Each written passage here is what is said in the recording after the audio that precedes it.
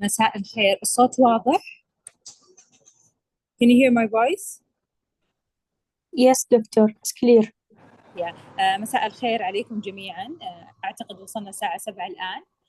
في البداية حابين نرحب بالدكتورة زينب ونشكرها صراحة على إتاحة هذه الفرصة وقبول دعوتها لتقديم هذه المحاضرة بإذن الله اللي راح تكون ثرية، وراح تكشف لنا بإذن الله عن أسرار الحساسية من التشخيص إلين العلاج. دكتورة زينب هي طبيبة من البحرين، حاصلة على البورد العربي في الأمراض الجلدية والتناسلية، وأيضا شهادة الأكاديمية الأوروبية للأمراض الحساسية والمناعة، وأيضا ما شاء الله عليها عندها زمالة الأمراض الجلدية المتقدمة من إيرلند في تخصص أمراض الحساسية. دكتورة زينب خير من يتكلم عن أمراض الحساسية، وارجع أشكرك دكتورة زينب على إتاحة الفرصة وقبول دعوة الطلاب لتقديم هذه المحاضرة الثرية. دكتورة زينب شكرا جزيلا and you can start. الخير. Thank you very much دكتورة هبة على this great opportunity وعلى high introduction. صراحة you made my day. Thank you very much. أتمنى أنكم تستفيدون من المحاضرة، وأي أحد عنده أي سؤال you can write it في الشات، بعدين يمكن في النهاية نقدر نقراهم. صح دكتورة هبة أو شنو رأيك؟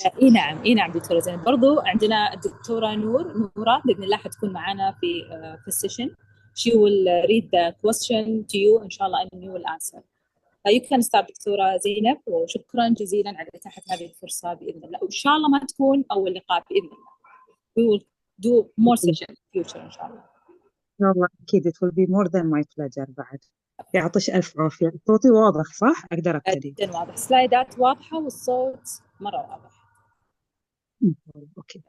So before I start, you have to understand if dermatology is my passion, but the skin allergy is my خلينا نقول يعني biggest passion، لأن أحسها it's underestimated أو sometimes overestimated.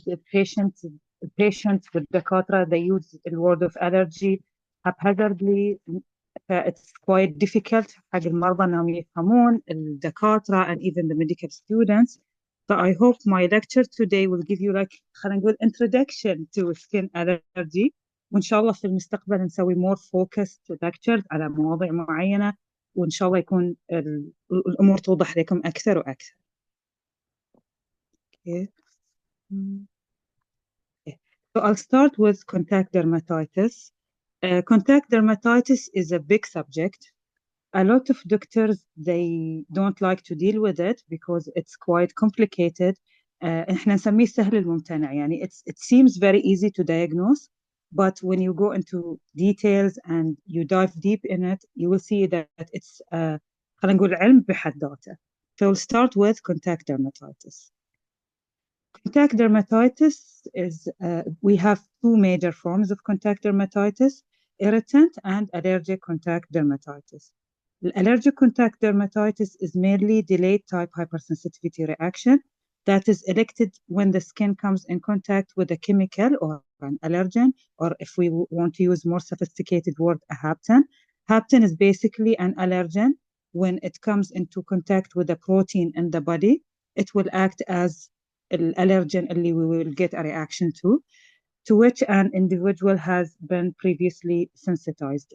في allergic contact dermatitis, the most important feature in a patient will be sensitized to the material. Not everyone will be sensitized.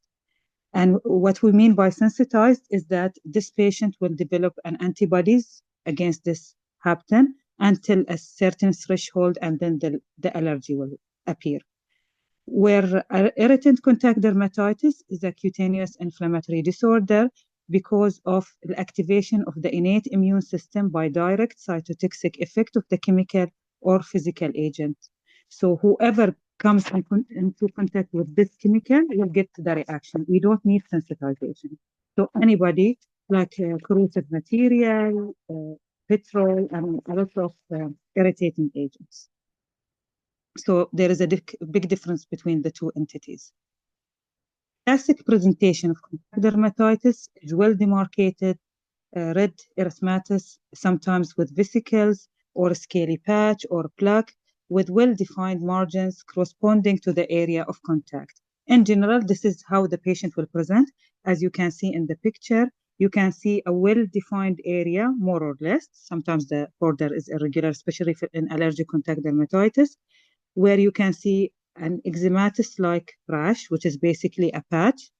A patch, by a definition, is a lesion, a flat lesion, more than 1 centimeter, and a plaque is a little bit raised lesion more than 1 centimeter. It could be scaly, and it will give you the clue that it is eczematous patch or plaque. Or if it was very acute and very severe reaction, it will have a vesicle on it, usually a steroid vesicle or the clear fluid inside it. So once you see this presentation, you start thinking of contact dermatitis. Today, I'll be focusing on allergic contact dermatitis because irritant contact dermatitis is basically a diagnosis by history. You don't need to test the patient for it. And in most of the cases, it's clear. Once you take history, the patient usually remember spoiling something in his hand or back or something, and it will give you the clue. So allergic contact dermatitis will be the main focus from contact dermatitis point of view tonight. Pathogenesis is very important because when we understand the basics, then testing and treatment and everything will be much easier to appreciate. So basically, in allergic contact dermatitis, we have 2 phases. We have the induction phase and we have the allocation phase. Induction phase, basically, the body will come into acquaintance with the allergen. Once the allergen enters the body, form a hapten. If you remember, I said earlier, the hapten is an allergen in contact with a protein from the body, and this will start the inflammatory process and will create the T cell response, which is mainly CD8 positive effector T cells. And these T cells will be stored in the peripheral lymph nodes for the subsequent exposure, which is the allocation phase. Next time the patient will, so here in the induction phase, the patient will be sensitized this way by the hapten getting introduced to the body, developing a T cell effector response that will be stored in the lymph nodes, waiting for the allergen to be introduced again to the body. Once the allergen is introduced again to the body in a very simple manner, the body will recognize the antigen because it has developed the memory T cells to it. So once it sees the allergen that developed a hapten again, it will initiate the inflammatory cascade. This indicates mainly that the formation of this hypersensitivity reaction requires, in addition to the hapten-specific recognition by the T cells, also a pro-inflammatory stimuli that can be provided by the dose itself. So in general, they look into the dose-dependent, let's say, theory. If the dose was very small and the patient gets regularly exposed to it, he will develop a tolerance. But if it was a very big, let's say, exposure and not that regular, the patient will develop sensitization and subsequent reaction. I hope it's clear. If you have any questions, please feel free to write it in the chat box. Clinical presentation of allergic contact dermatitis. I mentioned earlier the general presentation of contact dermatitis, but if we will speak specifically about allergic contact dermatitis, usually it is well demarcated, pruritic eczematous eruption. Pruritic, we mean itchy, eczematous, as I mentioned earlier, a scaly erythematous patch or plaque, mostly patches, to be honest. This reaction is typically localized to the area of the skin that comes in encounter with the allergen. However, especially in allergic contact dermatitis, patchy or diffuse distribution can also be seen. And actually, most of the cases, they come with patchy or diffuse distribution, depending on the nature of the positive allergen and even the dose that the patient gets exposed to. So it's in allergic contact dermatitis, usually you will get it localized, but sometimes you will get it on other areas of the body. This is because of an ED reaction, like distant sensitization of the body, or because the allergen is like the body gets exposed to it in a wide distribution manner. So it depends on the allergen itself also. So we have an acute and a chronic presentation. in the acute presentation, and as you can see in the picture, we can get a very severe reaction with blistering and weeping or even edema. Or it could be very subtle but well demarcated rash, like this lady. You can even draw the line on the area that she was exposed to the allergen. It's mainly the patchy eczematous form. The more chronic presentation, which is quite challenging to diagnose because a lot of cases get misdiagnosed as atopic dermatitis, fungal infection, or psoriasis. But with history, especially if the patient didn't respond to the treatment, despite maximizing the options for the patient as treatment-wise, you have to think of contact dermatitis. So it could be mostly lichenified or a scaly plaque. What do we mean by lichenification? Lichenification means increased skin marking because of the chronic itching and exposure to the allergen. It's actually very classic of atopic dermatitis. That's why most of physicians, they may get confused with it. So we will go to more interesting stuff. What happens in the clinic when we have an allergic contact dermatitis patient? So history is quite important. Most of physicians, they tend to test the patient without spending the time of taking a proper history. Without taking proper history, the tests will be haphazard. This will end up having maybe irrelevant positive reactions or missing important tests that we will usually do if we take a very good history of the patient. So usually we start with a very detailed medical history of the patient and his family. The family and personal history of the patient with contact dermatitis should be taken in details, especially in regard to atopy. So we have to ask specifically, do you or anybody of your family has atopic dermatitis, allergic rhinitis, asthma, allergic conjunctivitis? In general, patients with atopy, they tend to develop allergies in comparison to the general population. So this question is important. A family history of psoriasis is important or any other dermatosis because we could misdiagnose the patient. He may have psoriasis or atopic dermatitis simply, and we think that is contact dermatitis or seborrheic dermatitis. So when we ask about background dermatological history, it will give us a clue of what we are dealing with. This is particularly important if we have a rash on the scalp, face, or the anogenital area, and even the hands. Remember, Kopner reaction on the hands of psoriasis patients can mimic irritant or allergic contact dermatitis. What do we mean by Kopner phenomena? In certain diseases, one of them is psoriasis, lichen planus, and others, when the patient has an injury to the area, it doesn't heal with the normal skin, it heals with the disease, like psoriasis. So if a patient is using their hands a lot, or they had like a history of irritants pulled on their hands or something, it could heal with psoriasis, and we will think that it is contact dermatitis. It's good that the treatment more or less is the same, but it's important to know, are we dealing with psoriasis or contact dermatitis? Because in contact dermatitis, you have to know the cause and to remove it. Malnutrition may cause some eczematous lesions, like in alcohol dependency or in patients with acrodermatitis enteropathica, or with some metabolic disorders like phenylketonuria. Drug history is quite important, as the cutaneous sensitization to a drug may give rise to what we call a systemic contact dermatitis.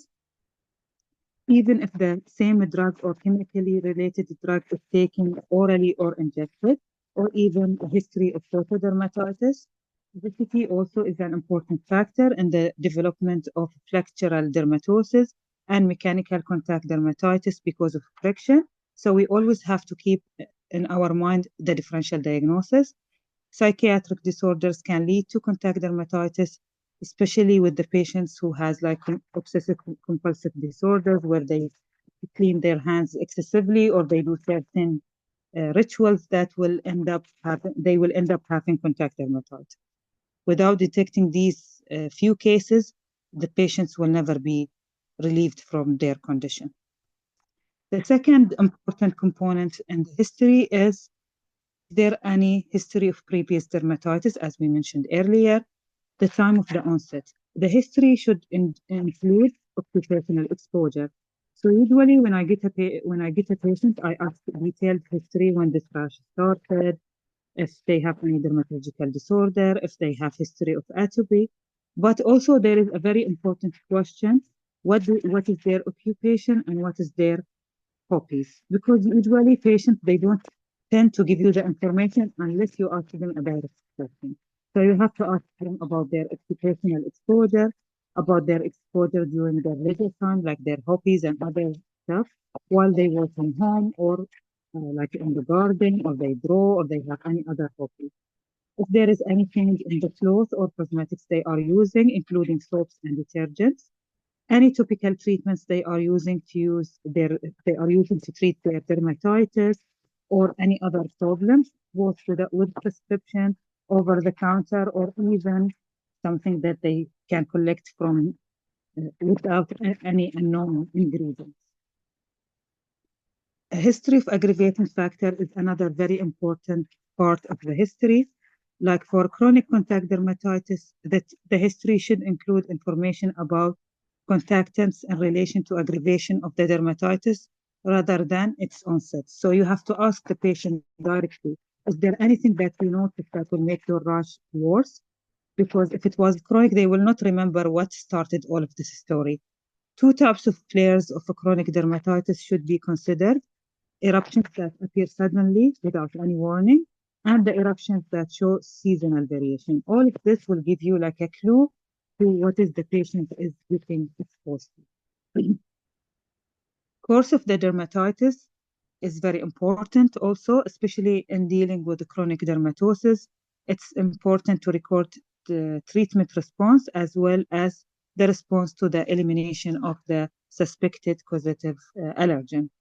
While allergic contact dermatitis usually reoccurs relatively quickly when you get re-exposed to the causative allergen, irritant contact dermatitis tend to reoccur more slowly. So it is a little bit deceiving, and the patient may not even realize that is something is causing their problem.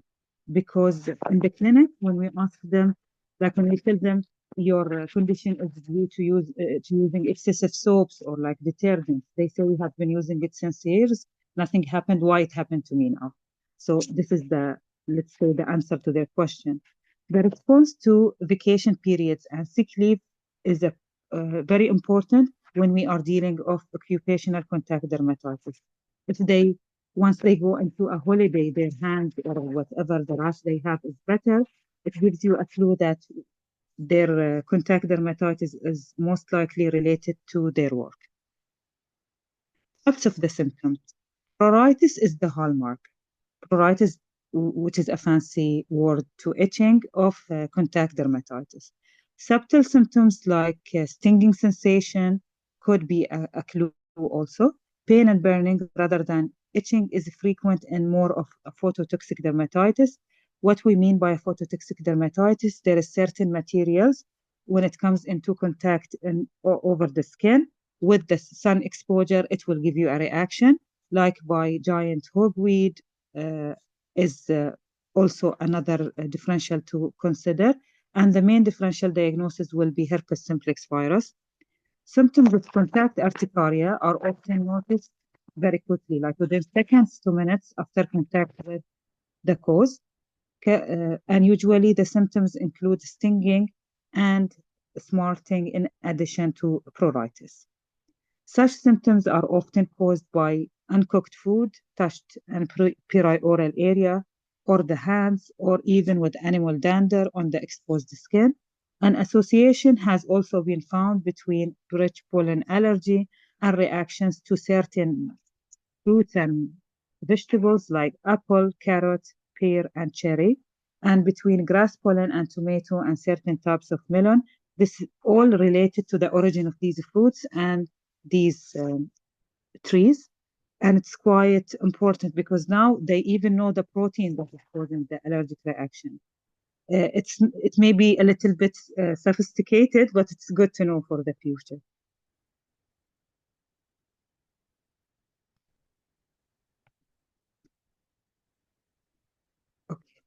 So what should we do? After we took the detailed history and we categorized our patient, so what should we do?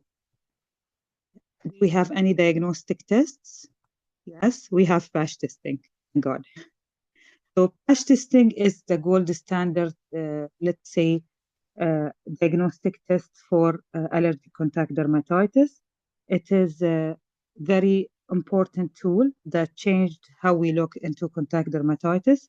Usually patients with history and clinical picture of contact dermatitis are re-exposed to the suspected allergen under controlled condition to make sure of the diagnosis. All of the concentrations of the allergens, how to do patch testing is standardized. Thankfully, in these times, not like in comparison to like, let's say 30 years ago or even longer, where it was haphazardly done by different doctors. So what systems we have? We have two types of patch testing. We have the ready-made ones. We will discuss it in a bit. And we have the more sophisticated type, which is done usually by a specialized doctor, where we will need certain material to perform the test. The first and a very important part of the test is using the patches, which is the, let's say, the adhesive compartment that we put the allergens in, and we keep it on the back. There is a lot of companies, but the most common companies are mentioned in the slides. You don't have to go into details of them. But in general, when we speak about patches, you will see in lectures and in other presentations, they will always call them fin chambers because it was the first company that actually created them. But when we say fin chamber, we are referring to Test Finland company. There is another company, the one we are using in Bahrain is the IP chamber from Chemotechnique Sweden. It's much easier to use and there is a lot of advantages to it, but it's more expensive. And from what I heard, that even in certain centers in Saudi Arabia, they use the same. So mostly in the Gulf, we are using IQ chambers, which is from Chemotechnique from Sweden. What is good about Chemotechnique is that they use plastic material. So most of the allergens, they don't react with plastic and there is a filter paper already. Whereas fin chambers, they use aluminum. So with certain allergens, you have to buy the filter papers and you have to keep it. And it's circular, so it could mislead you that it's an irritant reaction, not an actual allergic reaction. So chemotechnique is superior in this area. And the allergen itself, they come in syringes, as you can see in the picture. And we use a very small amount. Already the syringe opening is designed to give you the desired amount, which is placed on the patches in a regular way. Already the companies now, they made everything much easier for us. And so you can keep it on the patch. And usually these allergens come in a certain way. So they don't put the allergen purely itself in the syringe. It comes incorporated with a material. The most common thing is petroleum. Petroleum is an ideal or optimal for most of all of allergens because it will give you a good occlusion. It will keep the allergen stable and it is inexpensive. On the other hand, it could retain the allergen, could irritate the skin, or even could cause allergic skin reaction. From my experience, I never found petroleum causing any trouble, and it's a very good vehicle. There is different vehicles, like we can use acids, or we can use alcohol, or we can use liquid. This is mostly used in more sophisticated centers for research bases, but in general, petroleum is to go for a vehicle. This is basically a summary of the patch testing. You can see here the patches with the syringe that has the allergen. Here, if we used a liquid allergen, we can use a more sophisticated metered applicator. We keep it on the upper back and we have to mark the areas and then so it will be much easier when we read the test. More easy, a lot of doctors actually is using the true test. It comes ready-made. It's the patch is incorporated with the allergen. And it's more expensive and it is more limited. We have only 35 allergens so far with the true test, but it's a very good test, especially if you are running a busy service or you are starting with contact dermatitis and patch testing. So it's good to start with the true test. It's an American company and it is FDA approved. So how we read patch testing, it's more complicated than you think, but practice makes perfect. So usually the exposure time, we keep the patches for at least 48 hours. And after 48 hours, we call the patient back and we remove the patches. Usually we recommend strongly that we do 2 readings. First, after the removal of the patches, usually on day 2 to 3. And the second is on day 2 and 2 to 5 days later. And on the day we remove the patches, we have to wait at least for 30 minutes because the combination of allergen, vehicle, the patch itself, and the tape could cause a very intense erythema to the skin, and it may confuse you or make reading the patch test quite difficult. Reading times, there's different times. Some schools, they read it on day 3 and 7. Others, they read it on day 2 and 4. So it depends on the allergen, the service that the doctor is running. If it was a busy service, they will put mainly day 2 and 4. And when you suspect certain allergens, like when you suspect a steroid allergy, a steroid is a very well-known allergen to appear late. So usually when you suspect a steroid allergy, you will bring the patient on day 7. But for most of the allergens, day 2 and 4 is more than enough. When day 2 and day 3 or 4 readings are performed, it's not mandatory but common to observe an increase in the intensity of the allergic rash test reaction. However, due to a longer period between day 3 and 7, you may find the opposite. By day 7, the reaction will be less pronounced. So as I mentioned earlier, neomycin, steroids, and golds are often called late appearing or a slow allergen. So if you suspect one of these, you have to do a day 7 reading, where fragrance mix like balsam of Biro are classified as early allergens. So this is why important to bring the patient on 2 occasions so you can detect the early allergens and the slow or late allergens.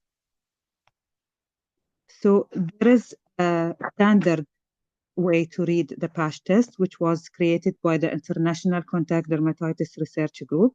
If you can see here in the picture, if it was doubtful or questionable reaction, when there is a very faint erythema, and when you touch the skin, you cannot feel anything. And I always advise the doctors and even the patients, when they will touch these areas, they wear gloves, although it will not, let's say, protect them 100%, but we don't want them to get sensitized.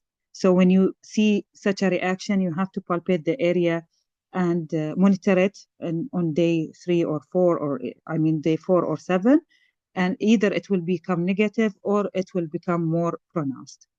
When it is positive, when there is a quite weak reaction, you can feel an erythema, like when you touch it, you can palpate something, but it is quite moderate. When there is a double positive reaction, this is what we consider a strong reaction. When there is a strong infiltration, papules, and even vesicles. This is the most common reaction that we get. We rarely get the 3 positive reactions, which is an extreme reaction. It's very easy to let's read because you will have multiple vesicles, intense inflammation, or even ulceration. Irritant reaction, mostly it becomes, it is well demarcated, as you can see in the picture, and there is another clues we will see in the next slide. So how can we read the patch test to make sure this is actually an allergic reaction, not an irritant reaction? Usually, an allergic reaction will extend beyond the defined area of the allergen that we kept, and the clue is vesicle. So once you have a vesicle, it will make your life much easier. Where the irritant, you will have like fine wrinkling, like silk paper, erythema without induration, very superficial perifollicular papules, this all will give you like a clue that this is an irritation of the allergen, not an actual allergic reaction. There is another, let's say, pictures of irritant reaction. Here you can see the superficial wrinkling. Here is the same with some papules and around the hair follicle. And here you can see a very big blister in the area. Usually, if it's an allergic contact dermatitis, you will have multiple blisters or multiple vesicles. But if it was a single and corresponds to the area of contact with the allergen, most likely it's an irritant reaction. And the most characteristic way to know that it is an irritant reaction, you will see the perifollicular or follicular papules here. So this all indicates this is just irritation. It's not a true allergic reaction. So most of our patients who present to the clinic, they will be on medications. Unfortunately, these medications could affect the results of patch testing. Some of the medications we cannot stop. So it's important to know which medications could affect your test and how to deal with them. Steroids in general, treatment of the test site with topical steroids will give false negative reactions. So usually we avoid using topical corticosteroids on the area, and at least should be stopped for at least a week. I try at least 2 weeks, but it's sometimes very challenging and difficult. Testing a patient on oral steroids always will create uncertainty. So at least we ask them to stop it 1 to 2 weeks. And some experts, they actually even advise to stop it at least for a month if possible. Antihistamines, thankfully, you don't have to stop.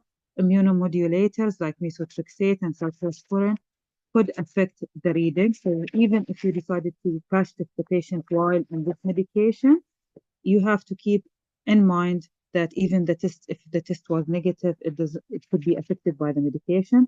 You have to avoid sunburns because again, it will affect the Langerhans cells in the back and will give you a false negative result. Dupilumab, which is a very common treatment used in atopic dermatitis. It's a biological treatment. Up to our knowledge from the studies, it doesn't affect the results of patch testing, where JAK inhibitor, another new medication or a new for atopic dermatitis could actually affect the results of patch testing. So how safe it is? It's important for us. We took the history of the patient, we tested the patient, but we don't want to end up with a severe reaction. In general, thankfully, patch testing is considered safe, but always there is a but in medicine. There is complications. Patch test sensitization is an area of debate among experts of patch testing. Some of them they believe that that patch test could induce sensitization. Others, they think it is a delayed reaction. From my experience, I think most of the cases is just a delayed reaction, not a true sensitization, because let's say the amount of the allergen and the concentration that we use is standardized and well studied to give us the effect that we need, the allergic contact dermatitis, without causing sensitization. So I really doubt that patch testing will cause an actual sensitization in the patient. Irritant reaction, as we saw earlier, flare or previous or existing dermatitis. Patient could complain of joint pain, body pain, and fever, depigmentation with certain allergens like phenols, or even hyperpigmentation after sun exposure. Scar and keloid, this almost never happens, but we have to consult patients about it. Granulomas from certain allergens. Anaphylactoid reaction almost never happens with neomycin and bacitracin, especially that we have everything standardized now. So most of these side effects, you will not see it if you are using the standard allergen concentration and even infection like bacterial and viral on the site. So the take-home message from contact dermatitis and patch testing, always think outside the box. You have to be a detective. You have to be willing to spend time with your patient, listen to them, because the history, as I mentioned earlier, will give you the clue to the diagnosis. When you get a positive reaction, you have to look for a relevance. Is the patient currently getting exposed to this allergen or he had it before? Is it sensitization only? means that patient got exposed to the allergen without actually having a clinical disease, or it's true allergy with the true allergic symptoms. If all the history and the test ruled out contact dermatitis, you have to revisit your diagnosis. Remember, contact dermatitis has differentials like atopic dermatitis, seborrheic dermatitis, like in planus, psoriasis, and other of papillary squamous diseases. So that's why history is important. Listening to your patient is important. Maximizing treatment is important, and always think of the differential diagnosis. So with this, I finish contact dermatitis. Shall we continue or yeah? So I'll continue and I'll take the questions in the end. The second very important area in allergy and skin is urticaria and angioedema. So I thought we should visit them very quickly tonight. So what is urticaria? Urticaria or what we call hives. بالبحرين نقول شاري، ما أعرف في السعودية شنو تقولون، بعدين قولوا لي شو تسمونه. Is a vascular reaction of the skin marked by a transient appearance of a smooth, slightly elevated papule or a plaque, which is a wheal, that are erythematous and that are often attended by severe pruritus, which is itching. Individual lesions resolve without scarring in several hours. So the patient, once the lesions resolve, will be completely normal. And I always mention it to like caregivers or other colleagues. When the patient has urticaria, when they are clear, nobody will believe them that they had a very severe reaction and they suffered a lot because of it. So remember, listen to your patients. How does urticaria happen? It's mainly all about mast cells. Mast cell is the primary cell responsible for urticaria, although basophils and eosinophils play a role. Now, in the recent years and the upcoming medications in the pipeline, they started to giving eosinophil more of attention. So the new medications is almost will be directed against eosinophils. In comparison to the current approach or the current treatments we have, it's mostly directed against the mast cells and histamines. It could be immunological or non-immunological. The immunological, which will be autoantibodies against the FcERI receptor on the mast cells, where the non-immunological mechanism, there is a lot of mechanisms like opiate-mediated. Other causes may include immune complex deposition, like in urticarial vasculitis, vasoactive stimuli like in nettle, in contact with nettles. Certain medications like aspirin and NSAIDs will cause mast cell degranulation, radiocontrast media, polymyxin B, ACE inhibitors, which will increase bradykinin, and even dietary pseudoallergens. Dietary pseudoallergens is quite complicated, and it has a lot of areas still not clearly understood, so we cannot actually comment a lot about it. Aspirin could exacerbate chronic urticaria in 30% of patients because, as I mentioned earlier, it causes mast cell degranulation. Clinically, we could present with urticaria plus minus angioedema. They could present solely or together. Urticarial wheal is technically considered of 3 typical features: sharply demarcated, superficial, central swelling of variable size and shape, almost always surrounded by reflex erythema. There should be itching, sometimes burning. Burning is more with angioedema, and a fleeting nature, with the skin returning to its normal appearance within 30 minutes to maximum 24 hours. Where angioedema is more of a deeper, let's say, involvement of the skin, it's usually sudden, pronounced erythema or skin color deep swelling in the lower dermis, subcutaneous or mucous membrane. Usually the patient will present with tingling, burning, and tightness more than pruritus, and usually it resolves on a slower pace up to 3 days in comparison to angioedema. When you have angioedema with urticaria, you don't get a lot alarmed with angioedema. You don't get a lot like scared that the angioedema will close the upper airway and the patient will go into respiratory failure.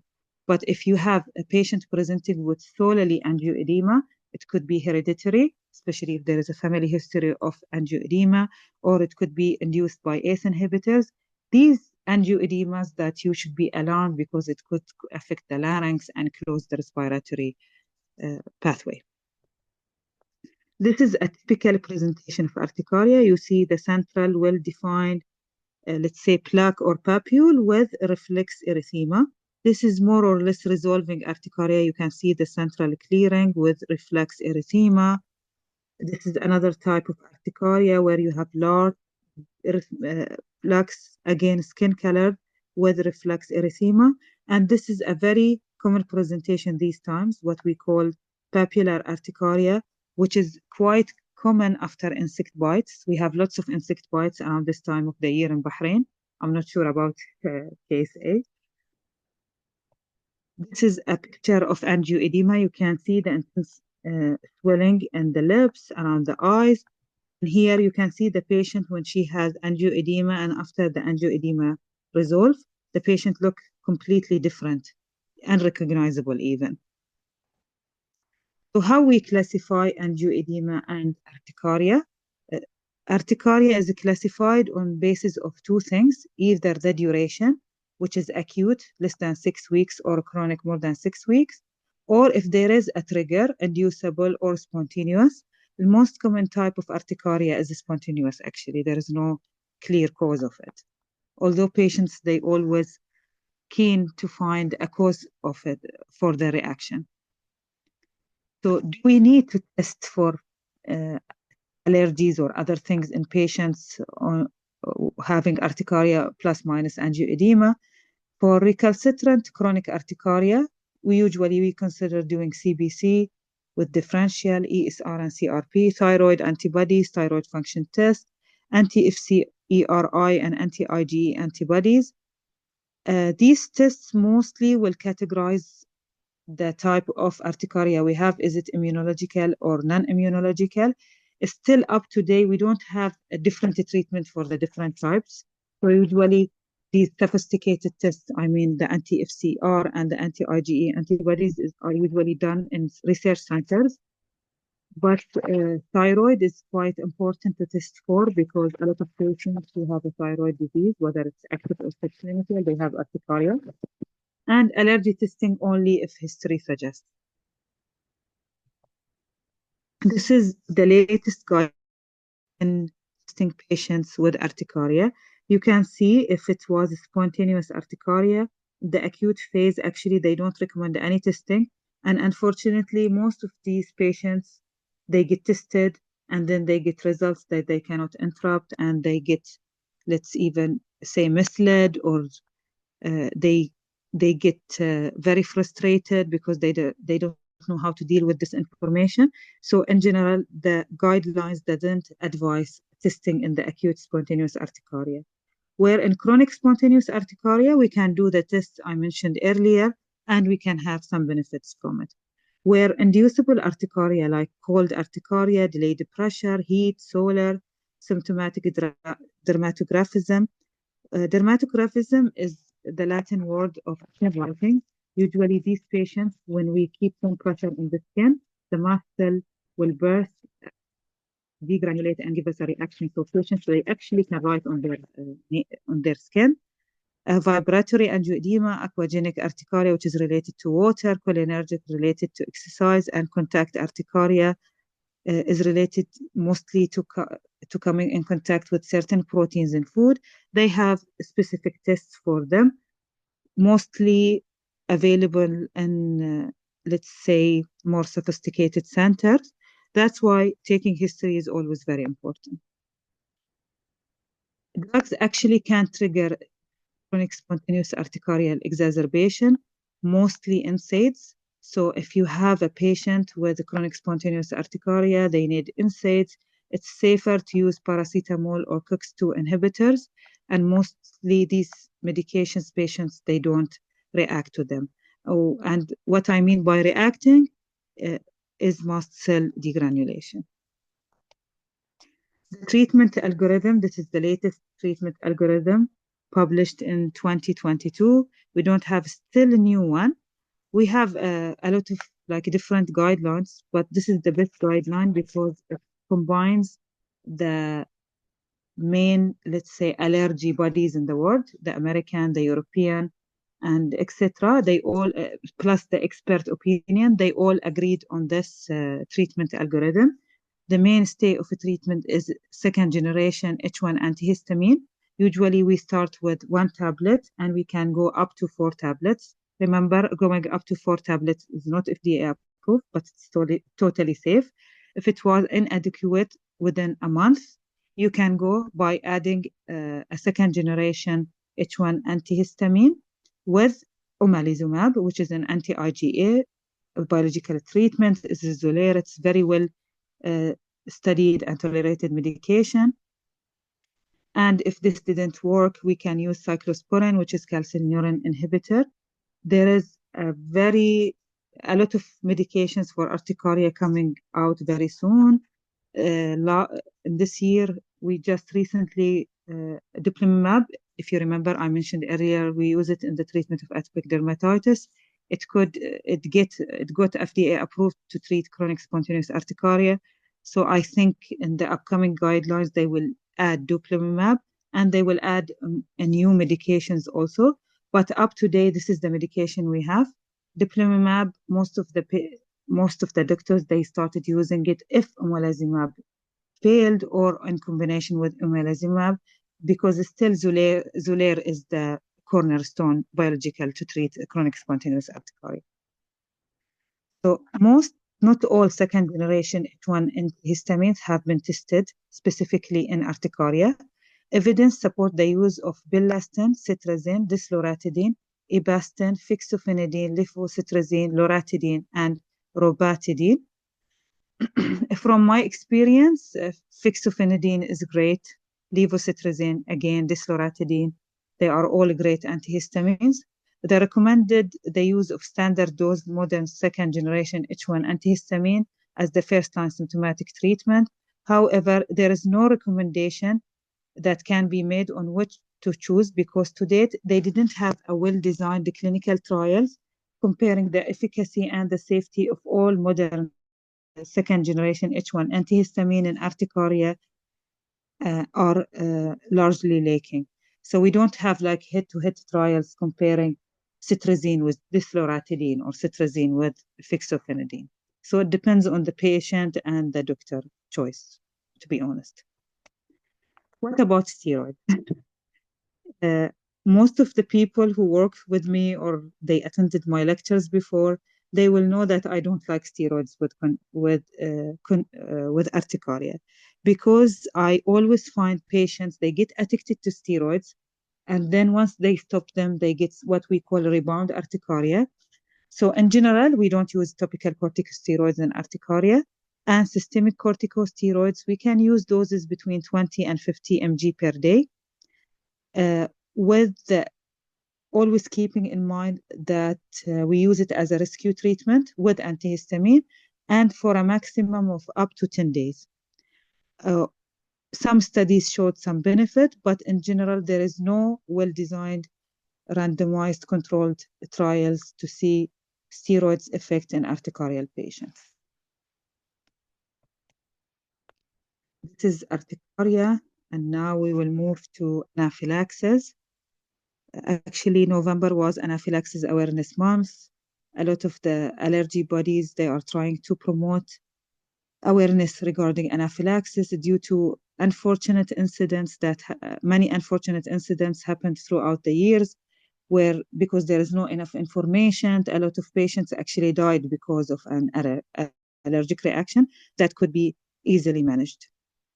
How can we diagnose anaphylaxis? There is certain criteria.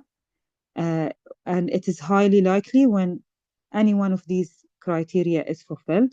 The first one, when the patient has an acute onset of an illness within minutes to several hours, with involvement of the skin, mucous tissue, or both, like with generalized hives, itching, flushing, swelling of the lips, tongue, vulva, and at least one of the following: placid, respiratory compromise, dyspnea, wheezing, stridor, hypoxia, and reduced blood pressure or associated symptoms of end organ dysfunction like hypotonia, syncope, and incontinence.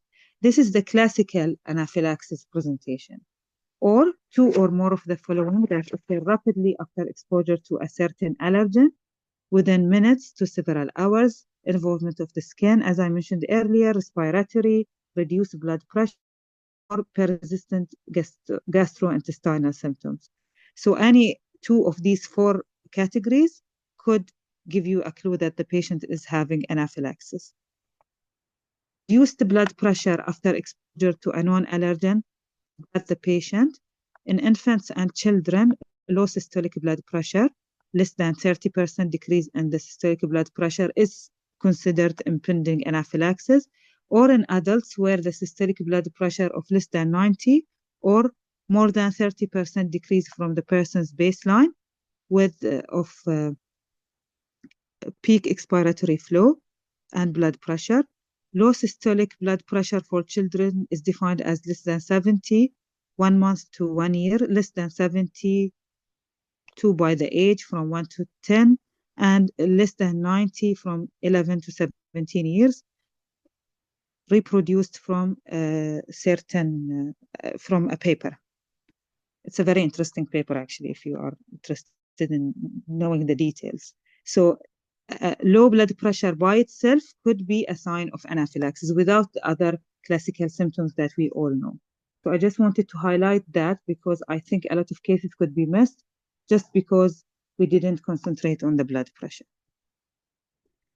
So when you have a patient with acute allergic reaction, I wanted to share with you this checklist because it is very helpful, especially you could get a case of allergy in the airport, in the airplane, in a mall, and you can help. So this checklist could help you recognizing an acute allergic reaction. You have always to stay with, don't run with the patient to the hospital because running will actually spread the toxin and the patient could collapse and get quite scared. So stay with the patient, remove any non-trigger like food, a drug, or a venom. Look for signs of anaphylaxis, concentrate on the blood pressure, any signs in the skin and mucous membrane, any GI symptoms, any respiratory symptoms. Give adrenaline if you have it around. Usually we give one injection and we wait a little bit. Usually, we always advise the patient or any, let's say, first aid kit to have at least 2 adrenaline pens. One, because we may need at least 2. Second, if one is faulty, we can use the other one. Usually, we advise the patient to lie flat with their legs raised unless they are in respiratory distress. Repeated adrenaline if there is no improvement or worsening of the symptoms within 5 to 10 minutes. So you don't have to wait that much. Do not forget oxygen, beta-2 agonist or IV fluids to help adrenaline kick in. So this is basically like a checklist for any acute allergic reaction. This was the latest scheme for treating anaphylaxis. If you will notice that it's more or less what I just mentioned, you have to make sure of the A, B, C, D, and even E now, they added E for exposure. If you have an acute inset, life-threatening event, if there is a skin mucus or severe GI symptoms, you have to think of anaphylaxis. You always have to check for airway and breathing, circulation, and the skin, mucosa, and GI. Give adrenaline and call for help. If you needed oxygen, you can use oxygen. If there is no improvement within 5 to 10 minutes, give another adrenaline with fluids and support respiratory symptoms. Monitor cerebral status, pulse, blood pressure, and the ECG. If you notice something, they didn't mention steroids in this algorithm. Actually, in the latest guideline, keep the steroids on the side. Before, they thought that steroids are quite good in anaphylaxis, and actually, until today, they are using it commonly to prevent protracted symptoms or even a pyvasic reaction.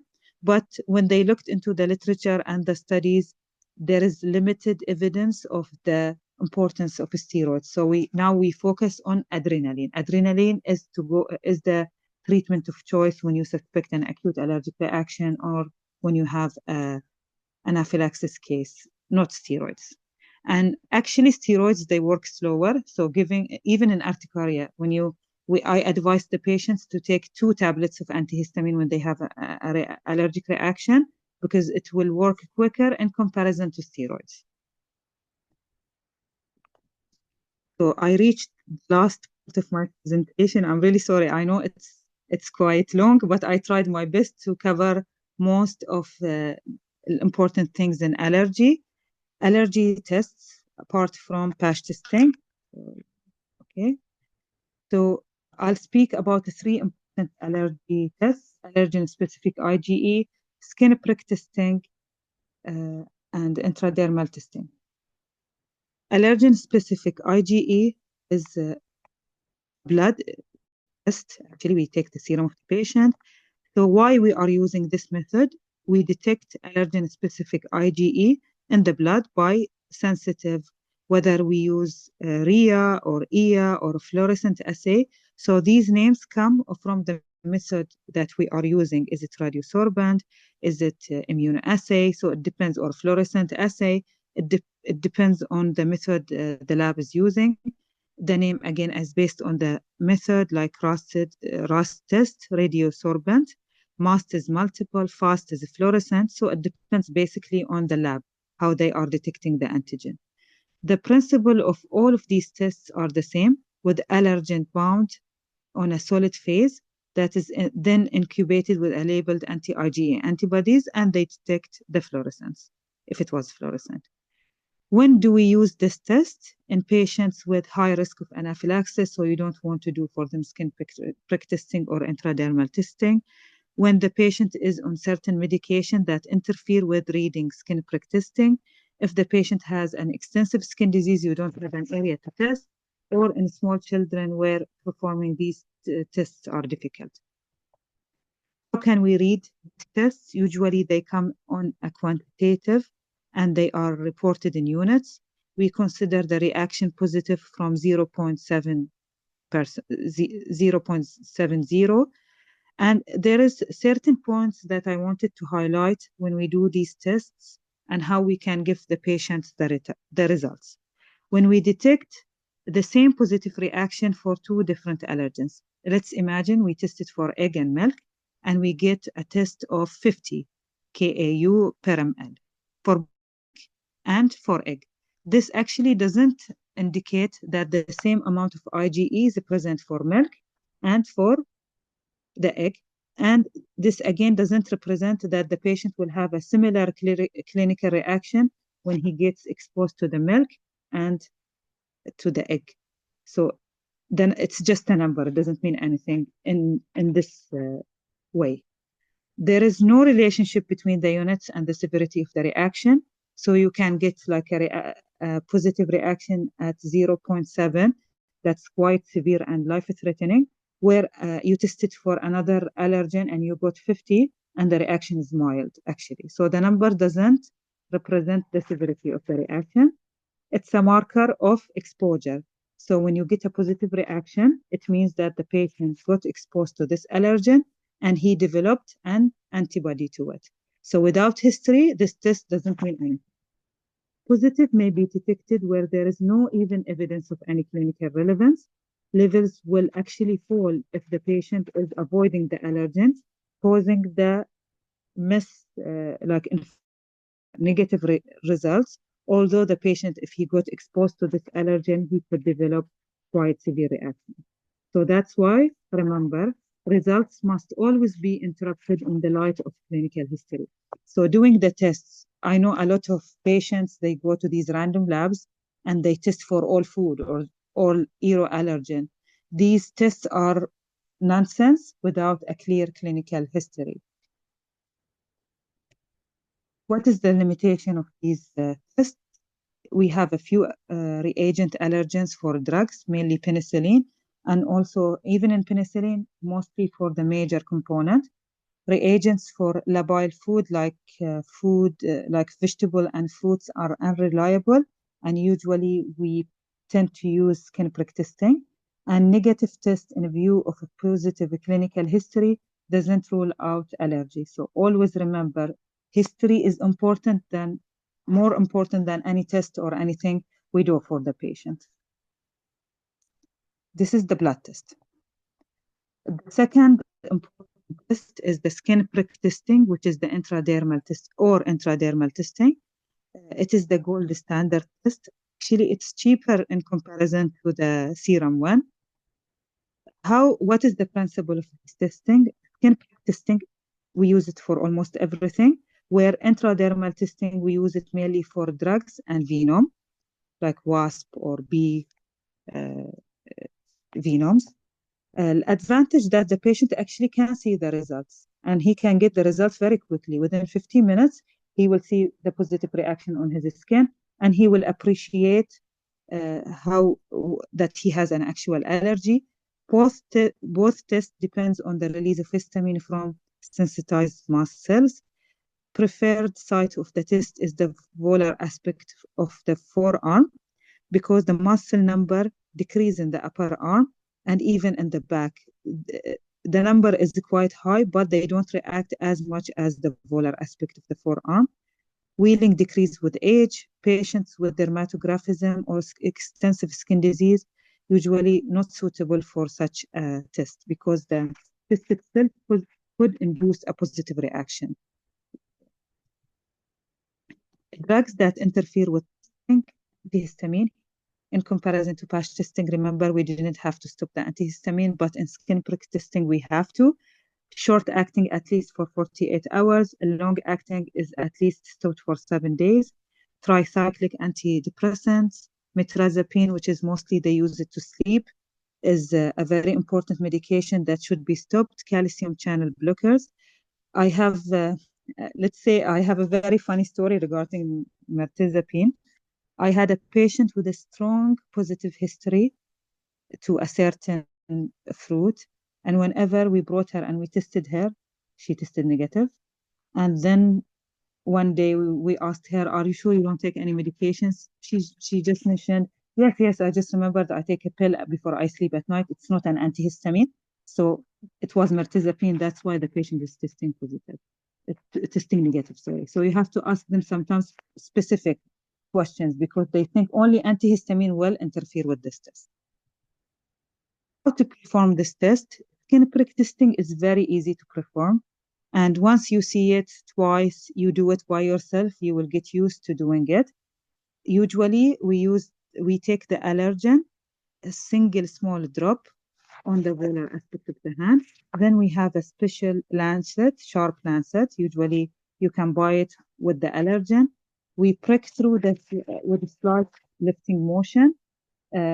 We try our best to use a uniform depth, so we get a positive reaction throughout the hand. We use a positive and a negative control. So it's important, the positive control is histamine. The negative control is usually sugared water or normal saline or water, depends on the company. Why it's important? Positive control to make sure that the patient actually can react to the test, and negative control to make sure that the patient doesn't react to everything, especially the ones that has dermatographism. We read the test in 15 minutes. How can we check the positive reaction? We actually take the size of the wheel itself. I will show you pictures, not the surrounded erythema. And the positive control should be at least 4 millimeter to consider the test is valid. And the negative and any positive reaction should be 2 millimeter above the negative control. Intradermal testing is basically exposing the patient with a very high concentration of the allergen, 100 to 1,000 fold higher than skin prick testing. And again, we read it within 15 to 30 minutes. Usually I read it within 20 minutes. I feel 15 minutes is quite short, and 30 minutes you can miss a lot of cases. So 20 minutes is to go to reading time. This is usually the allergens come in a case like this. You have to mark the patient. This is a sophisticated way to do it. Usually we write it with a pen. this is the lancet. You can see it has a very thin prick and it's not painful. I tried it on myself. It's not painful. So you can do it, as you can see in this picture, with a downward, you push it down a little bit with upper motion, and this will be more than enough. You don't do it aggressively, so you will get bleeding. You shouldn't see bleeding, actually. And you can see in this picture, we have this induration or wheel. This is the one that we actually measure. We don't bother with this erythema. So we only measure this indurated wheel. And then we consider the test as positive and negative. So when we use skin prick testing, in general, patch testing is for delayed hypersensitivity reaction, where serum specific, skin prick testing, intradermal testing for more of immediate type hypersensitivity reactions. So it is actually the gold standard of allergy testing. Testing should be always in view of clinical symptom. We can use something called prick to prick if there is no commercial preparation available, or if the suspicion is high and the commercial allergen give us a negative information. What do I mean by prick to prick? Usually we use it with fruits and vegetables. We bring like an actual apple and we put the lancet through the apple, and then we take the lancet and we put it on the volar aspect of the hand. And there is a very important point that I forgot to mention. We use a single lancet for each allergen.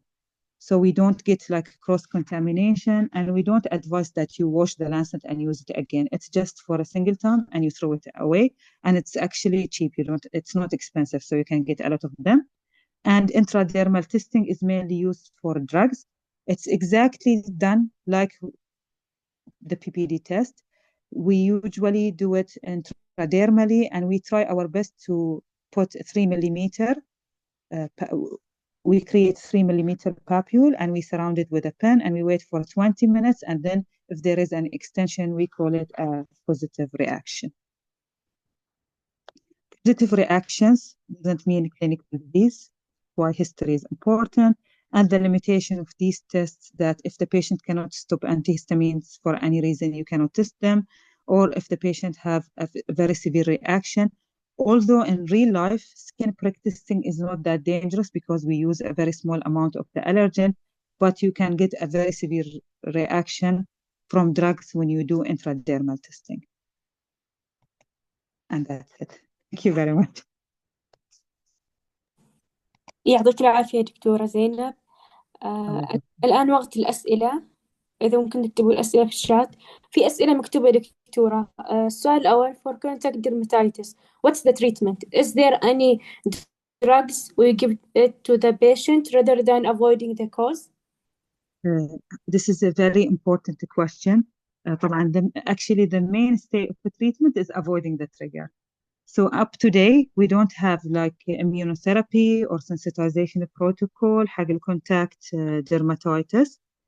And the mainstay of the treatment is avoiding the allergen, and we use topical or systemic corticosteroids. This is the mainstay of treatment. Stop the allergy, stop the exposure, and give topical and systemic steroids depending on the reaction itself. The other question said, can we give dupilumab in contact dermatitis, or it's just in atopic dermatitis? Very important question, Muhannad. We give dupilumab only for atopic dermatitis, and it is also approved for prurigo nodularis, which is a type of, or let's say subtype of atopic dermatitis اللي يكون عندهم chronic itching فيصير عندهم hypertrophic papules. It's very itchy. It's also approved, and now في chronic spontaneous urticaria. But on contact dermatitis, no, it will not make any difference. You have to stop the positive agent. Unless you have a patient with atopic dermatitis and complicated with contact, yes, it will help with the atopic, but it will not help with the contact dermatitis.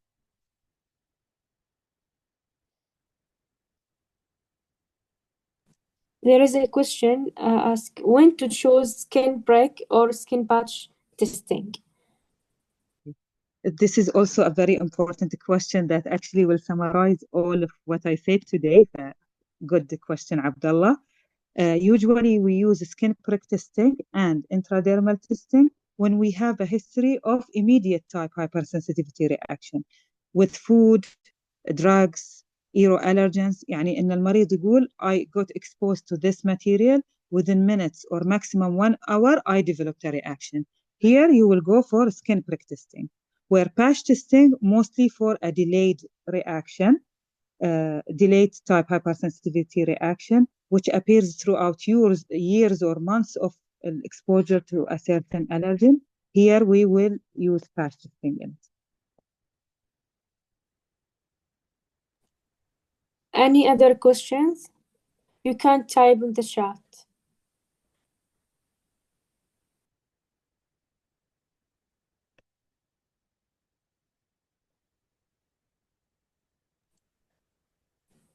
In case of angioedema history, is it safe to do allergy tests? Yes, in general, it is safe to do it, but in a controlled condition.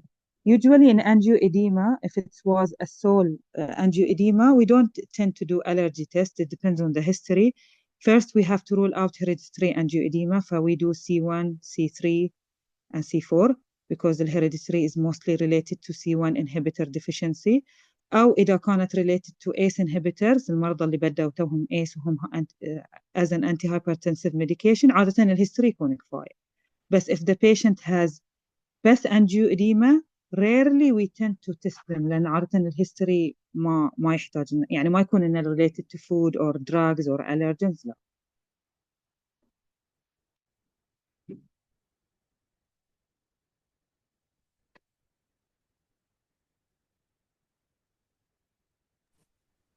Also, there is a question, is urticaria caused by food or mostly not? This is also another very important question. And most of urticaria patients, when they come to the clinic, they want to blame food. I don't know why. Maybe it's easier to find a cause for this crazy reactions that they are developing. Actually, the most common type of urticaria is the spontaneous, whether it is acute or chronic. It's quite rare to have food-induced urticaria, and usually the history will be suggestive. Certain type of food within maximum, as I said, 1 hour, they develop a reaction. And there is a very important message. If you have an allergy to certain food, every time you eat it or you get exposed to it, you will develop an allergic reaction. If sometimes when you eat it, you have like urticarial hives, the next time you eat it and nothing happens, it means there is no allergy. They just did a challenge and they proved they don't have allergies. It's just coincidental. So it's quite rare to have urticaria caused by food allergy. Usually if there is urticaria, it will be associated with respiratory compromise, maybe GI symptoms. Urticaria alone itself is quite rare.